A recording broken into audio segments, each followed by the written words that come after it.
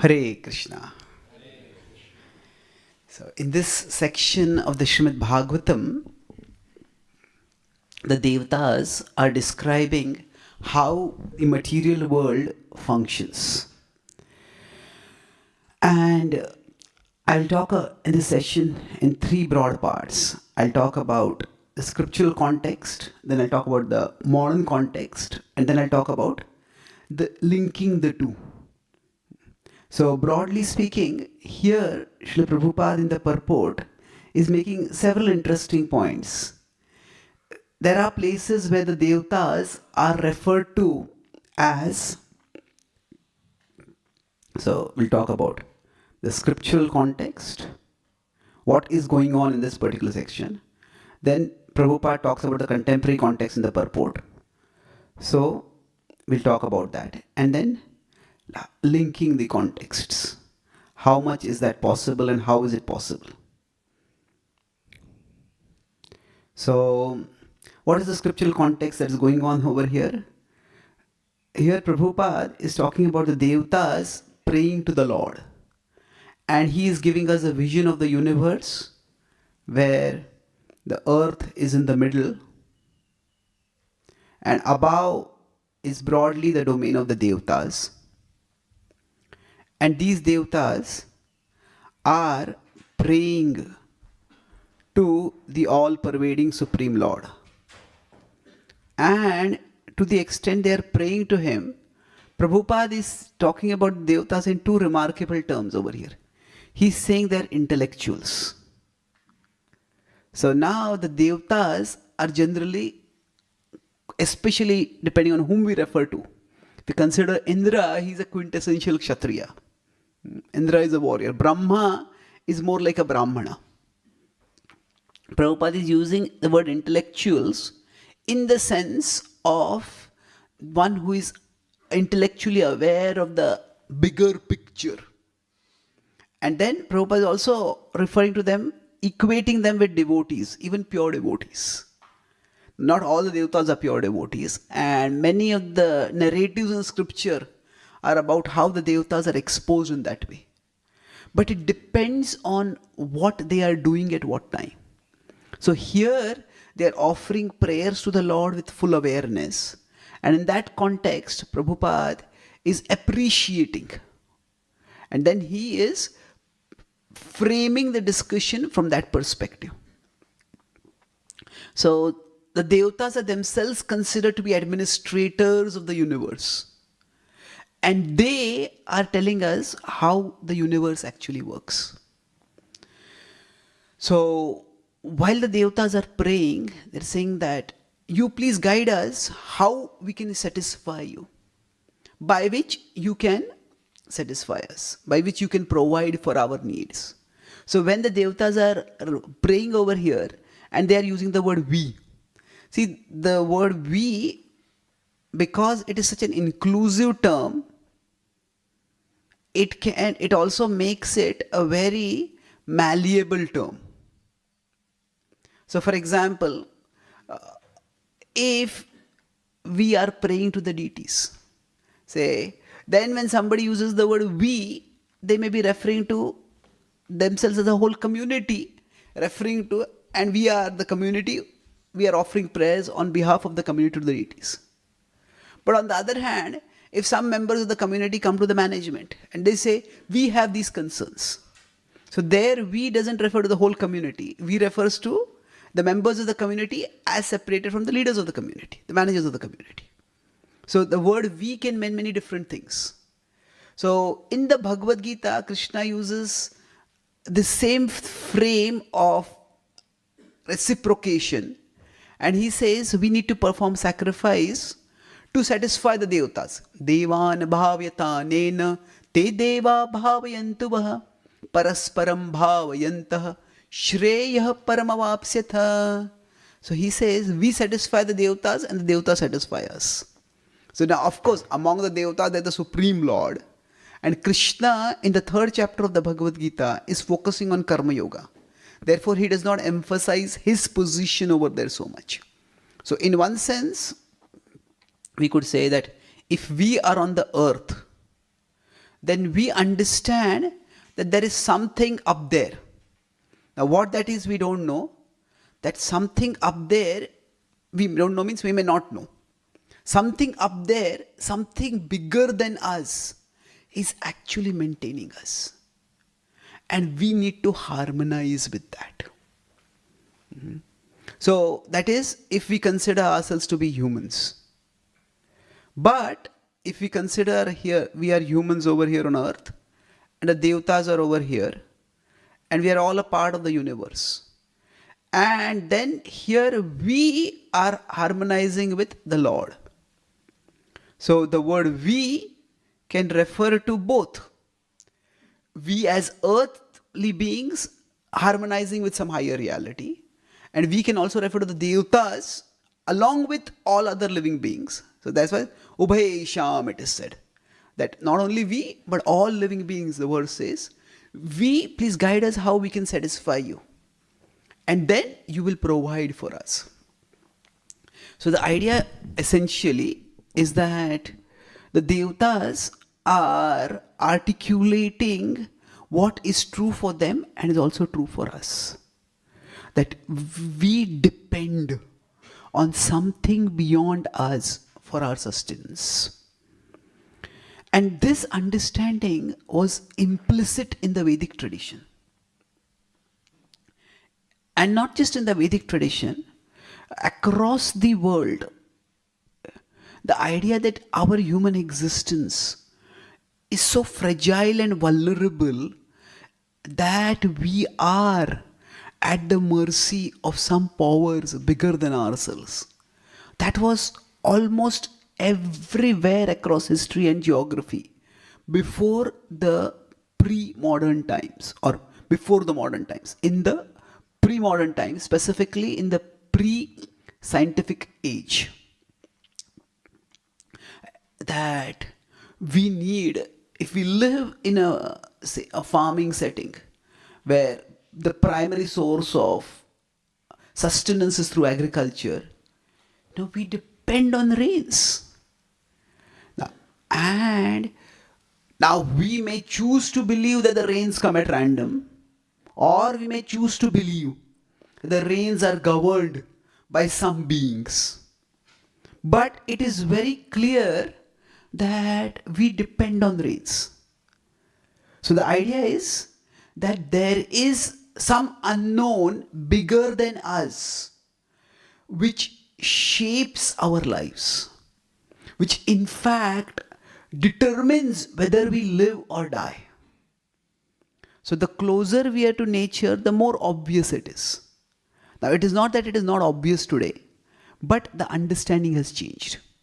So basically, there is, I am here, and there is some large unknown that shapes my life. Now that unknown we can perceive could be three ways. Could be for us, could be against us, or could be indifferent to us. That unknown which sustains my existence, that cares for, that likes me, that loves me, that hates me, or that doesn't even bother whether I exist or not. There's only three possibilities how we could view that unknown.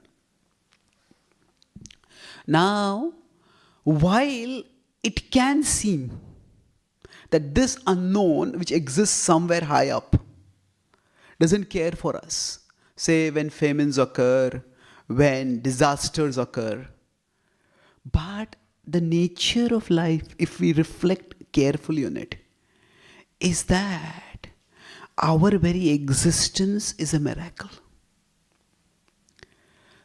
If we consider how many people are able to survive, that if we go to a mansion and we find there are 50 rooms in that mansion and one room is totally disorderly, the other 49 rooms are clean and very neat and tidy.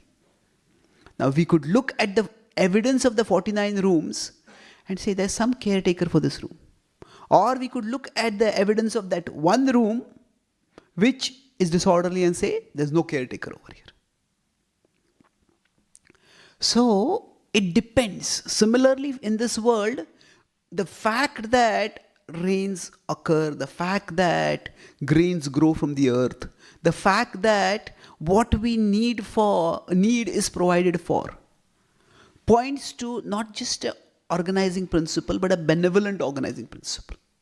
Now, it's also a fact that there are times when these things are not provided for. In fact, these things are taken away from us. So ultimately, faith, it's a matter of the choice of evidence. If a person wants to not believe in God, then they can find abundant evidence for their disbelief in God. If a person wants to believe in God, they can find more than abundant evidence for belief in God. But it is a matter of which evidence a person will focus on. So that's why the saying is that believers need no reasons, non-believers accept no reasons. So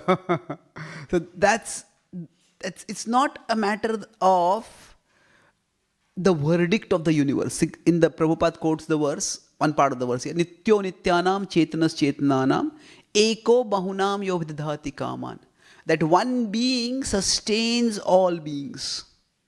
Now, that sustenance, if you look at the Upanishadic context, is not just physically. It is also intellectually. That means, if somebody wants to disbelieve God, somebody wants to deny God's existence, God will sustain their disbelief also. So even the power to reject God comes from God. Krishna says, Mattaha smritir jnanam apohanam cha. I give knowledge, remembrance and forgetfulness. So for someone who wants to focus on the evidence that God doesn't exist, that there is no organizing principle, that is what Krishna will focus on. So it's interesting, 15.15, this is the verse that Krishna gives these three things: knowledge, remembrance, and forgetfulness. So what is this referring to? See, this comes, 15.15 comes after 15.12 to 14. That 12 to 14 is actually Krishna showing how he is the sustainer of the world. He talks about, in the 12th verse, he talks about at the cosmic level, at the cosmological level, yadadittigatam tejo jagad bhasete akhilam yachandramasi yachagnav tat tejo viddimamakam. He says the earth life could not exist without the sun giving energy. And Krishna says it is I who arrange for the sun to give energy. Then he talks at the terrestrial level. The earth is floating in space. And Gama Vishyacha Bhutani Dharayami Hamojasa Pushnami Chaushadi Sarva Somo Bhutva Rasatmakaha. He says it is I who enter into the earth. And it is by my energy I sustain it. And then he talks at the ecological and the physiological levels. He says, Aham Vaishvanaro Bhutva Praninam Dehamashrita Pranapana Sama Yukta Pachamyannam Chaturvidham. So he's talking about actually the terrestrial and the ecological both come in the 13th verse. So at the ecological level he says it is he who arranges for vegetables to grow by which we can be sustained. And then it is said he who digests our food. Actually speaking, even when we get food, how that food converts into energy is itself a physiological miracle. Doctors try to replicate organs when they get damaged. Suppose somebody's hand is damaged, you can get a prosthetic hand. Somebody's eyes are damaged, we can get glasses. Somebody's heart is damaged, you can get a pacemaker. If somebody's digestive system is damaged, scientists are trying to make an artificial digestive machine. Even with the best technology, they find it will not be a machine, it will be a factory. And even with no matter how much crunching of chips you do, it's such a complicated process. Nobody has been able to make an artificial digestive machine till now. There are attempts to make, but the point is, even if they succeed, there is a lot of complexity over there. So, what requires the sustained intelligence of among the most intelligent and dedicated people in that field? How does it come out naturally? There is some governing principle, some organizing principle. So Krishna says, he gives this vision. This is what he calls actually as Jnana Chakshu. Jnana Chakshu can mean many different things. The eyes of knowledge. So we may not be able to see the spiritual right now, but we can see the hand of the divine even in the material. So the understanding that the material mechanisms that sustain us have some higher organizing principle was implicit in the tradition. Now, I was saying that the 1515 comes at the end of this. So Arjuna has this question, if you are maintaining everyone, why is it that everyone is not able to see you as the maintainer? Krishna says, I maintain not just people's body, but also their mind and their mental conceptions. So if somebody wants to be an atheist, I will give them the knowledge of the evidence. Oh, in these 50 rooms, there is one room which is disorderly. Just see, there that famine happened, there this happened, there that happened. And not only that, I will give them the remembrance of all that. First I'll give them the knowledge. See, we learn so many things, but we remember few of them. We may have had many interactions with a person, but when somebody asks us, what do you think about this person? It's not that we at that moment with our brain do a comprehensive recall of all the incidents that we have had with that person and then we give some assessment. There are some memories of our interaction with that person that stand out. And based on that remembrance, we give an assessment. So from what we learn in the Bhagavad Gita, knowledge is often equated with perception, the taking in of information. From all that we take in, there is some that we remember and much that we forget. And what determines that is our desire. So, the Devatas are saying, please give us remembrance by which we can appreciate what you are doing for us and we can reciprocate appropriately. So, this is the broad traditional scriptural context. Now, if we move to the contemporary context.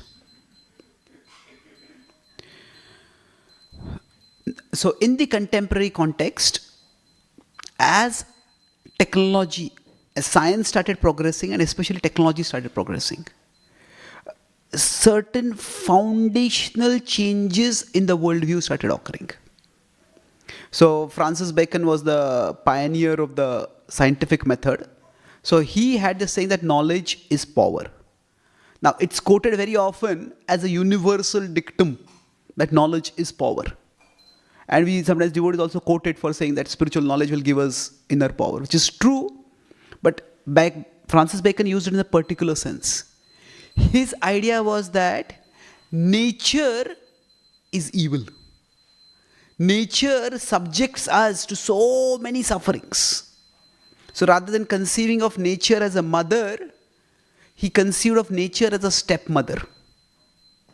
And he said technological knowledge will give us the power to subordinate this evil stepmother to our will. So nature is evil. Technology is the power that will help us to tame nature and bend it to our will. So now technology can be used for many different purposes.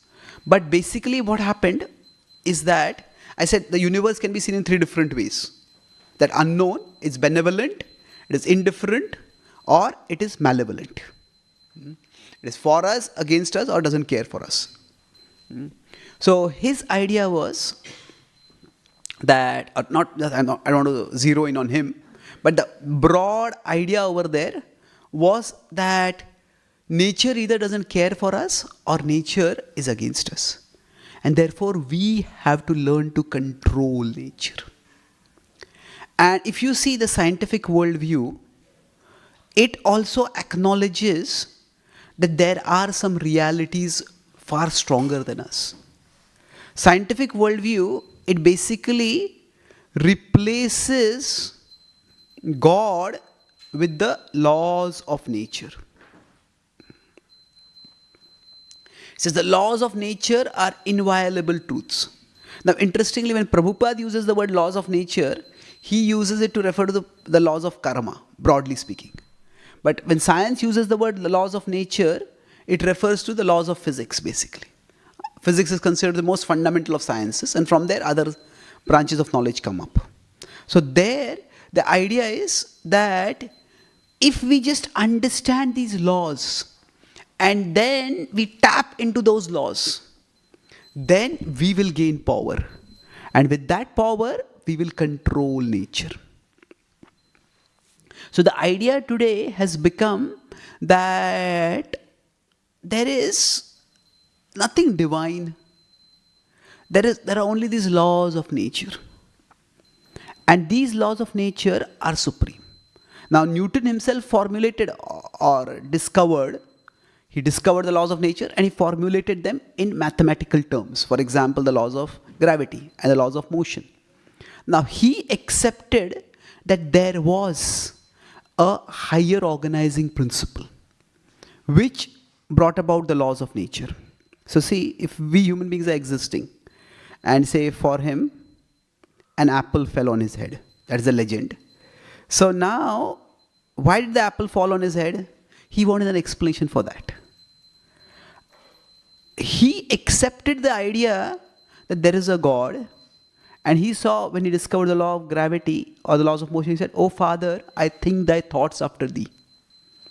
So he accepted that God is the ultimate cause.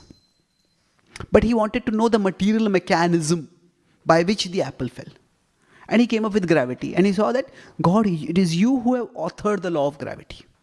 So the idea is, there is a mechanical explanation that for the apple falling. But beyond that, that mechanical explanation doesn't have to be the only explanation. There can be a still bigger explanation. And that is the divine explanation or the personal explanation. So things can be explained at multiple levels.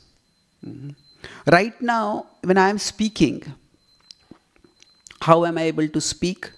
You could say it's because there is a functioning sound system. That's one explanation. It's a perfectly valid explanation. We could go bigger and say there is a functioning power board, power supply system in the United Kingdoms, and that's why this is functioning. So the two explanations are not contradictory, they are complementary. That this sound system is functioning and that's why I'm able to speak, and there's a functional electricity board and that's why we are able to speak. So there can be multiple levels of explanations.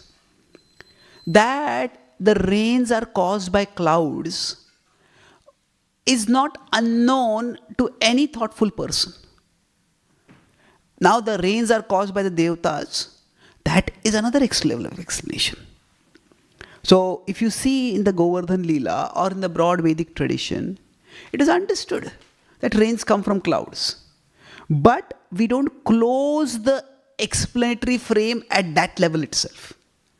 You see, yes, this is one level of explanation, but there is another level also. So can the mechanical and we could say the divine or the personal go together? That is the Vedic understanding. Say for example, there's a cricket match and say there's a final and the bowler bowls and you need 6 runs to win. And the batsman just hits a 6. And then after that in the post-match interview, the interviewer asks, how did you hit the 6? And the batsman says, by Newton's laws of motion. Now, is that a valid explanation? Well, yeah, you could say the ball came at this speed, he moved the bat at this speed, the ball and the bat met at this angle, and that's why the ball was propelled over the fence. That's a okay explanation, but that's not the relevant explanation. When the interviewer is asking, he's asking, did you anticipate that he would bowl a bouncer and not a Yorker? How did you practice the hook shot? Have you practiced this before? So he wants a personal explanation. So the personal and the mechanical can go together. But what happened in the modern context is, as we started, so originally the idea was that there was theism. Theism means God is the creator and the controller, both. Then we had what was called as deism, where God is the creator but not the controller. And there are laws, but the laws are what are controlling. Now God is not in charge. Like this clock, surely somebody made this clock, but that person who made the clock is not controlling it. If we just understand how the clock functions, we disassemble it, then we can change the time. Can change how it depicts. So the universe became more like a clock rather than a personal design. In our arguments for the existence of God, we say God is a designer and God is a lawmaker. But these two are completely different arguments. If we say God is the lawmaker, then God doesn't have to be the designer. If things are manufactured by law, that means, say, if there is a manufacturing unit which operates by a particular algorithm, that okay, you mix this ingredient, put this pressure, and we get this particular circular keychain. So now, the mechanical law is making it, then there is no designer for it. You could say there's a designer for the law, but the designer is not designing the product. The law is designing the product. So what happened was, with time, the idea of the universe became deistic. That God is the creator, but he's not the controller. The controller is you, the laws of nature. And then after that, we came up with atheism, where God is neither the creator nor the controller, both as done by the laws of nature. And so the modern view is largely, Prabhupada talks about economic development. The modern view is largely that if we just do sufficient economic development, then there will be prosperity. And the idea is nature is providing us some resources, and nature's resources are limited. If we have too much population growth, then we'll have scarcity. Now, Malthus was the proponent of that. And there are many others who have bought into that theory. And you could say there is some truth to it. But the question is, there's a difference between some truth and soul truth. So that the laws of nature and control, is that truth? Yes, there's some truth. So the material truth, like the mechanical explanation, the bat hit the ball at this angle, and that's why the ball went over the boundary. Is that true? Yeah, that's true. That's the material, or not just material, you can say mechanical truth. It's some truth. But some truth is not the sole truth. So the mistake which science, or especially those who have used science to propagate atheism, have done is, what is some truth, they have made it the sole truth.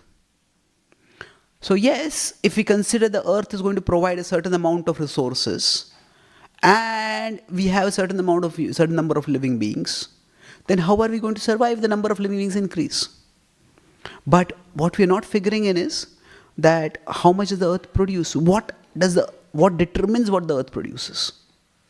So is it simply the mechanical laws of nature, or is something more going on? So in the contemporary context, the higher explanations have been neglected or rejected.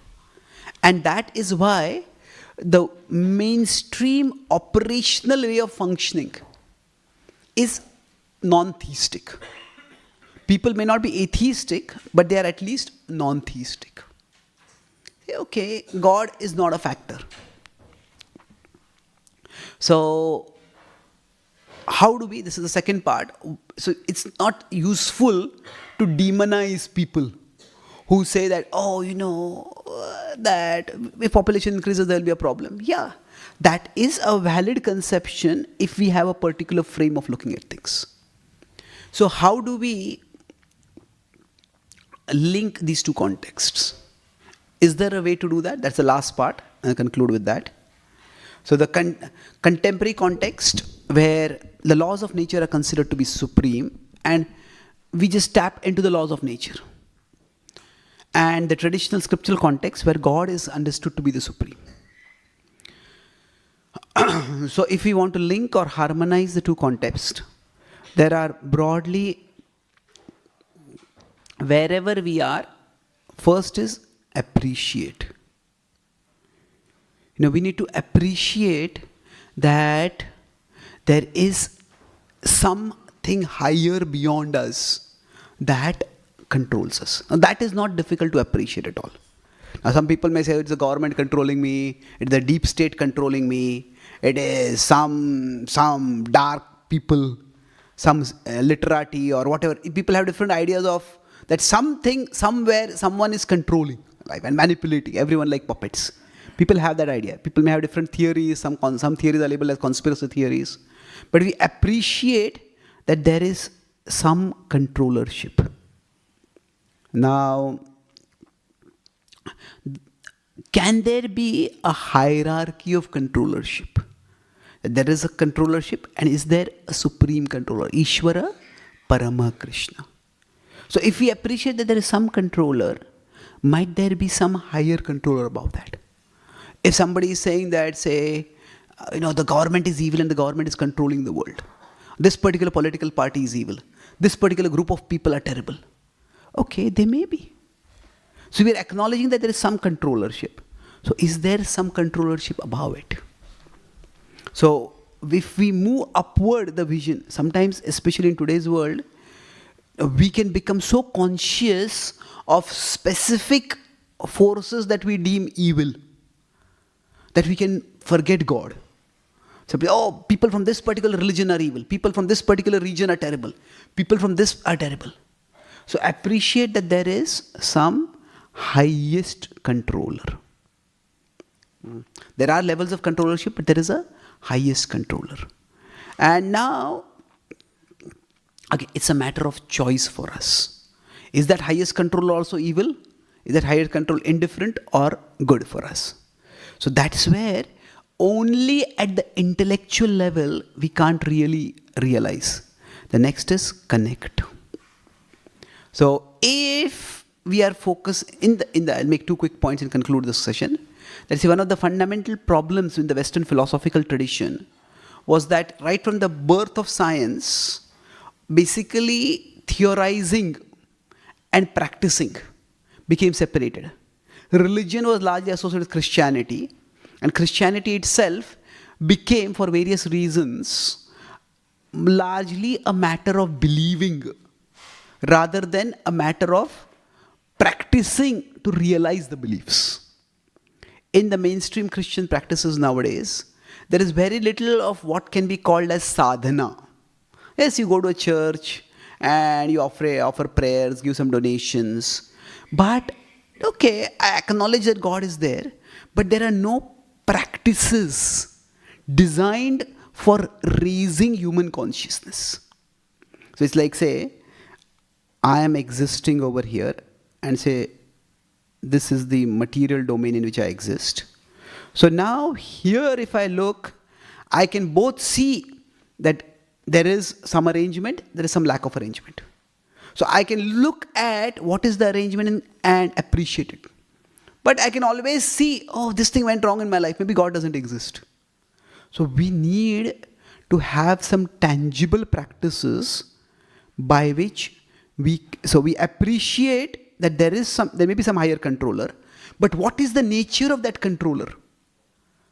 We cannot know that unless we have some practices to connect with that higher reality.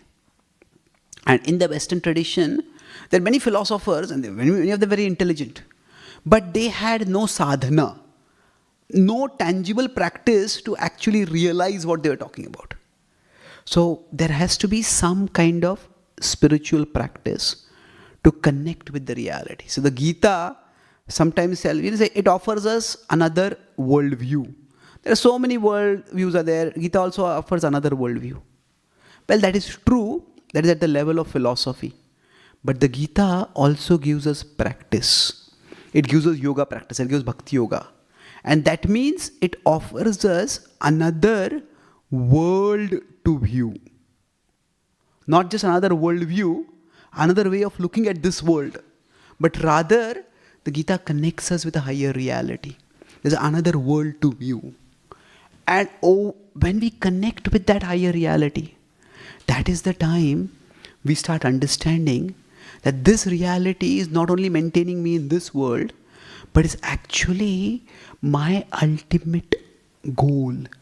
Bahunam janmanamante jnanavan mam prapadyate vasudevah sarvamiti samahatma sudurlabha. So we connect, and then ultimately that reality becomes our target. That I don't just want to connect so that that reality will provide me things in this world. Rather, I want to connect with that reality because that reality is the ultimate goal of my life. So if we are going to look only at the material level, even as devotees, if we are going to primarily focus on material consciousness, then the evidence will always be ambivalent. Now, one devotee may be terribly sick and they get cancer and they get miraculously cured and say, Krishna is so merciful.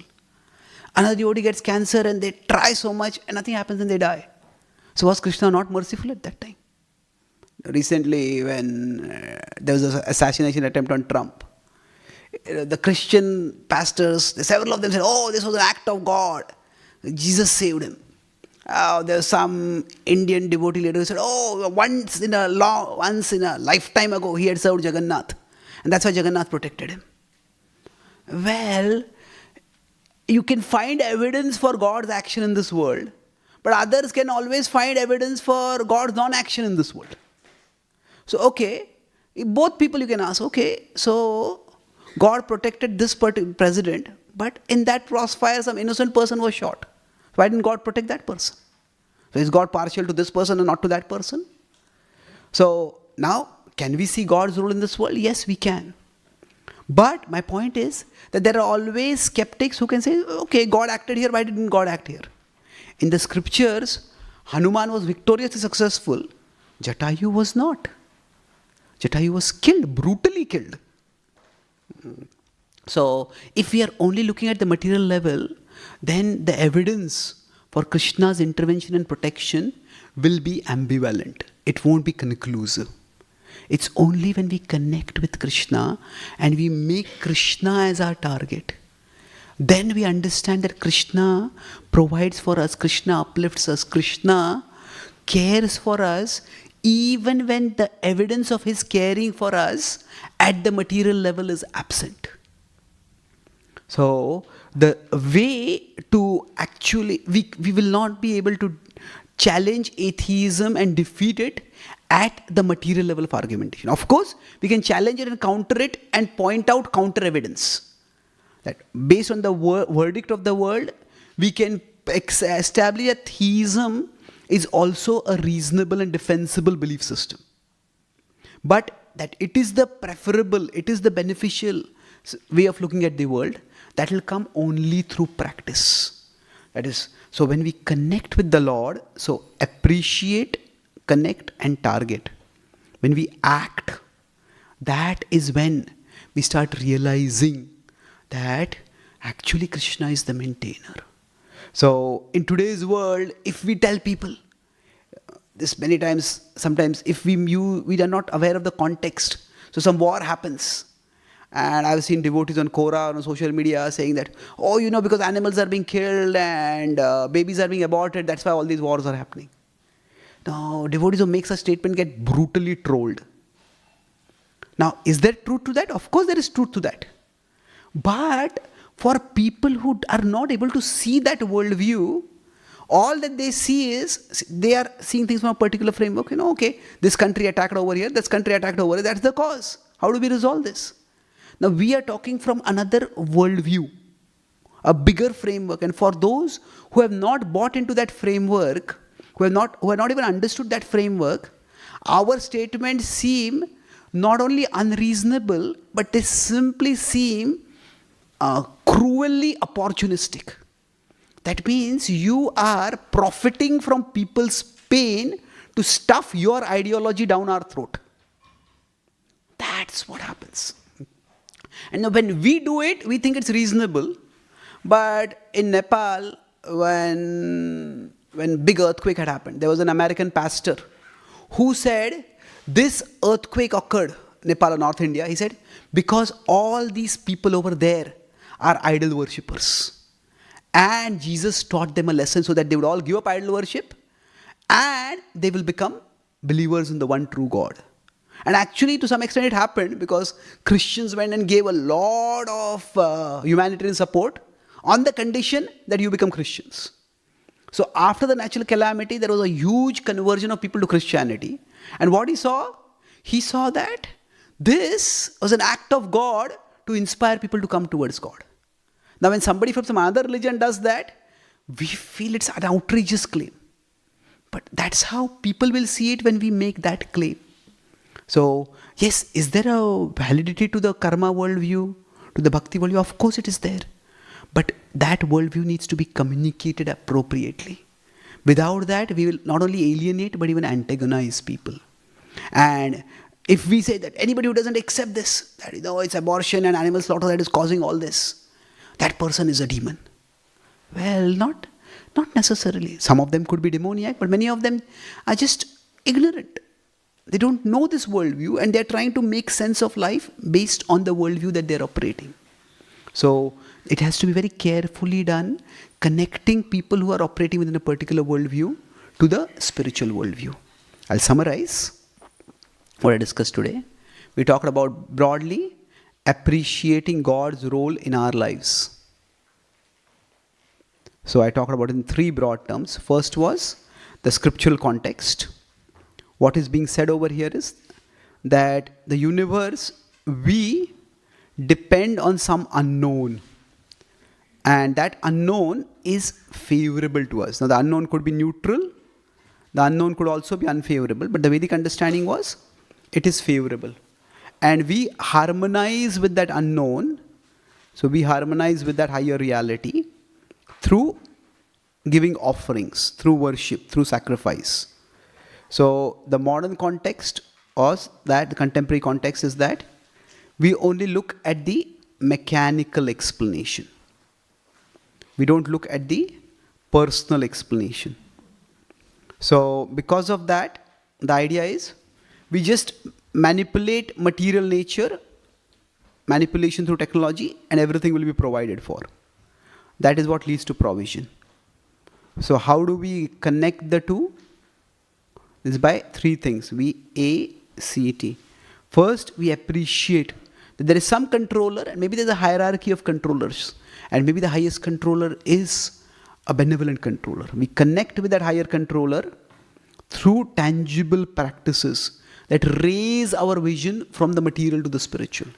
And eventually, that spiritual reality becomes our target. It's only when that happens that we can see the benevolence of God. And that's how we can see how the Lord is connected with us. Now, appreciate is the first step, and there are two worldviews. Now, where the contemporary worldview and the scriptural worldview can intersect, and how we can communicate scriptural message to people, that has to be done very intelligently. How not to do it, I explained through the example of violence and wars in this world. Thank you very much. Hare Krishna. Grantraj Srimad Bhagavatam ki, Srila Prabhupada ki, Gaur Bhakta Vrinda ki, Jai Gaur Premanande.